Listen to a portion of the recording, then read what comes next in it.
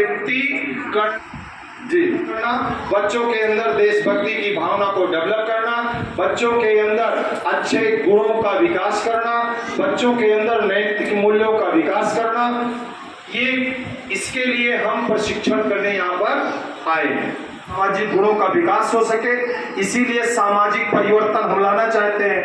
तो इन सामाजिक परिवर्तन को लाने के लिए हम लोग जो कार्य करते हैं, उन कार्यों में कैसे नयापन आए, इसके लिए प्रशिक्षण आवश्यक है। ज्ञान परंपरा में अगर हम देखें तो हमारे कार्यों का हिसाब किताब रखने वाले ब्रह्मा जी के पास एक लोग बैठते हैं, उनका नाम क्या है? जो हिसाब किताब पूरी दुनिया का रखते हैं, वो कौन है?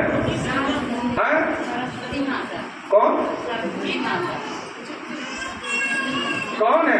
हाँ बताओ भाई। चित्रगुप्त है। अपने आपके समस्त कार्यों का हिसाब किताब रखने वाले कौन है? चित्रगुप्त है। और आपके भी अंतर्निहित शक्तियों में चित्त है। क्या होता है? पहला मन, शरीर है, प्राण है ना? तो ऐसे 5 हमारी कर्मेंद्रियां हैं। वो कौन है? बोलिए ना। मन है, बुद्धि है, मन है, प्राण है, चित्त है, मन है, प्राण है, मन है, बुद्धि है, प्राण है, चित्त है और अहंकार है। ये 5 हैं कर्मेंद्रियां। और जब मन कोई काम, जब हमारा मन बड़ा चंचल होता है और मन इधर उधर बहुत भटकता है, उसको कौन कंट्रोल करता है? बताइए ना। अभी आपका मन 1 सेकंड में कहां पहुंच जाता है? उसको कंट्रोल करने के लिए कौन कार्य करेगा? बुद्धि। कौन कंट्रोल करता है? बुद्धि। बुद्धि कहती है आपके मन के इस स्क्रीन पटल पर तमाम प्रकार के चित्र चलते रहते हैं। कौन ये तय करता है कि इसको सेव करे और इसको डिलीट करे? कौन तय करता है? बुद्धि तय करती है। वो बुद्धि अपने आप जो अच्छी चीजें रहती हैं उसको शेप करती है और जो गलत चीजें रहती हैं उसको, और सेव कहां करती है? किस मेमोरी में? ये सेव कहां होता है? किस मेमोरी में? उसी मेमोरी में जहां चित्त होता है। जहां चित्त होता है वही उसी को गुप्त रखा जाता है अपने में। हर व्यक्ति के अंदर चित्त गुप्त है। वो अपने कार्यों का हिसाब करके सेव करते हैं। प्रत्येक व्यक्ति के अंदर कोई ऊपर चित्रगुप्त नहीं बैठे हैं। उसी चित्र को, जो चित्त है हमारे अंदर, आपके समस्त कार्यों का हिसाब वही रखता है। चाहे आप अच्छे कार्य कीजिए, चाहे आप गलत काम कीजिए, सही समय पर वो निकाल करके आपको बताता है कि आपने अच्छा कार्य किया है और यहाँ यही है ना। और यही लेखा जोखा कौन रखता है? अब आप कहते हैं कि भगवान ऊपर बैठे हैं। वो कहाँ बैठे हैं? इसी मन है ना। जाकी रही भावना जैसी प्रभु मूरत। कितना सुंदर लिखा है रामचरितमानस में संत शिरोमणि तुलसीदास जी ने। पढ़िए ना, मन प्रसन्न हो जाता है कि जैसी रही भावना। सभी प्रश्नों का उत्तर हमारे सद साहित्य में अंकित है।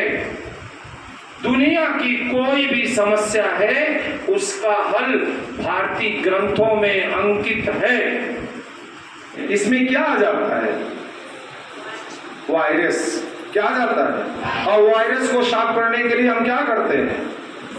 अपनी मोबाइल को क्या करते हैं, इसको एकदम साफ साफ हो जाता है। कौन सी बटन दाबते हैं, रीसेट।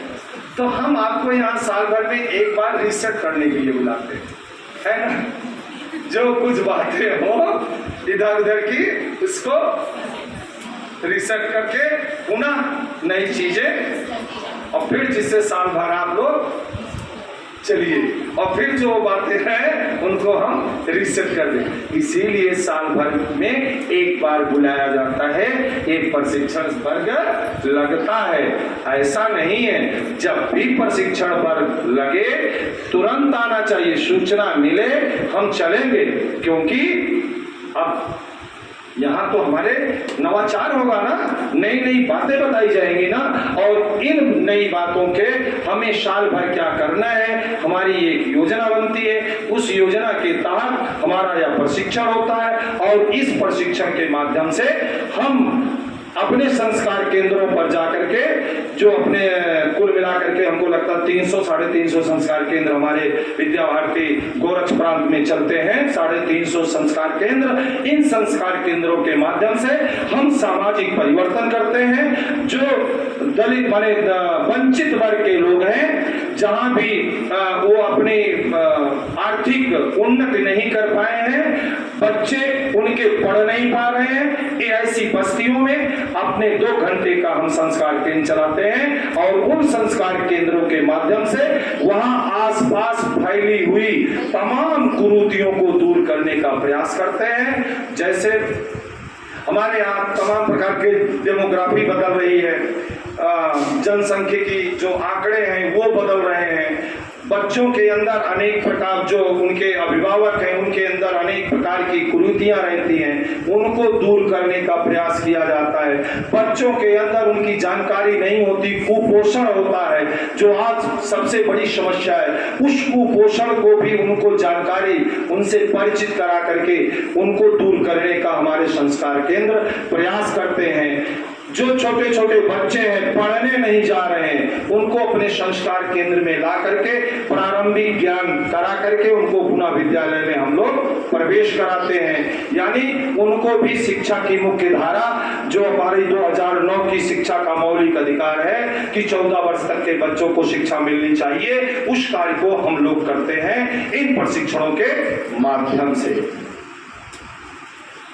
इसलिए हमारा यह संस्कार केंद्र का प्रशिक्षण आवश्यक है। हमको लगता है इस सत्र में इतना ही। जय शिक्षा, जय संस्कृत, जय भारत माता।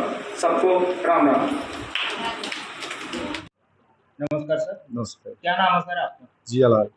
और सर मतलब ये विद्या भारती में पद कौन सा है सर आपका? प्रदेश निरीक्षक गोरक्ष प्रांत जन शिक्षा समिति। अच्छा सर, ये बताएं विद्या भारती के द्वारा संस्कार केंद्र क्यों चलाया जा रहा है? सामाजिक परिवर्तन के लिए, जहां वंचित समाज के लोग हैं, जहां शिक्षा में पिछड़े लोग हैं, उनके जीवन स्तर को ऊपर उठाने के लिए हम संस्कार केंद्र चलाते हैं। जिनके बच्चे जो बड़े बड़े विद्यालय हैं वहाँ नहीं पढ़ पाते, उनके अंदर भारतीय संस्कृति, उनके जीवन मूल्यों को आगे बढ़ाने के लिए हम संस्कार केंद्र के माध्यम से उनमें परिवर्तन लाते हैं। अच्छा सर, ये बताएं इस प्रशिक्षण शिविर का क्या उद्देश्य है?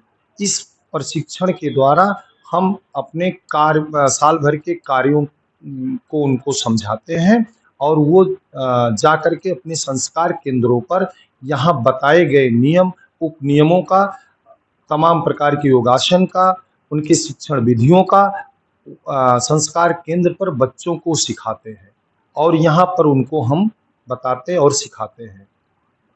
अच्छा सर, इस शिविर में आने वाले लोगों को क्या ज्ञान, मतलब इस शिविर के माध्यम से क्या ज्ञान मिलता है?